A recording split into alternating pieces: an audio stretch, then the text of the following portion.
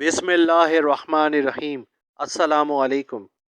جنگ انبار میں مسلمانوں کی فتح کی بنیادی وجہ حضرت خالد بن ولید رضی اللہ تعالیٰ عنہ کی سوجھ بوجھ اور شاندار جنگی حکمت عملی تھی۔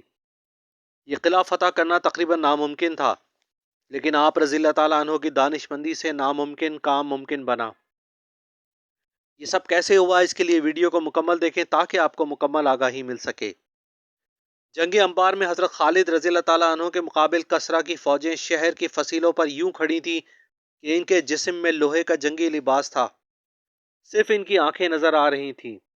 یہ مکمل لوہے میں غرق تھے۔ حضرت خالد بن ولید رضی اللہ تعالیٰ عنہ نے اس موقع پر بہت دانش مندی سے ایک فیصلہ کیا اور اپنے خاص تیر اندازوں کو حکم دیا کہ سیدھا آنکھوں کا نشانہ لے لو۔ مسلمان جنگجو تیر اندازی میں چوٹی کے ماہر تھے۔ انہوں نے تاک تاک کر کسریٰ کی فوجوں کی آنکھوں پر تیر اندازی شروع کر دی، جن میں سے 1000 فوجیوں کی ایک ایک آنکھ ضائع ہو گئی۔ انبار شہر میں بھگدڑ مچ گئی کہ خالد نے شہر کو اندھا کر دیا ہے۔ چنانچہ مزید لڑائی لڑے بغیر دشمن نے ہتھیار ڈال دیے اور انبار شہر مسلمانوں کے حوالے کر کے صلح کر لی۔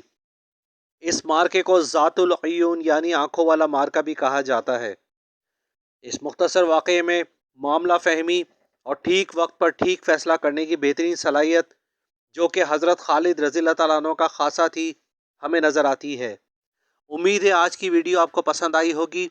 اس کے لیے چینل کو سبسکرائب کر لیجئے، بیل آئیکن کو کلک کر دیجئے تاکہ آنے والی ویڈیوز آپ تک پہنچ سکیں۔ ویڈیو کو لائک کرنا اور دوستوں کے ساتھ شیئر کرنا نہ بھولیں۔ جزاک اللہ۔ اللہ حافظ۔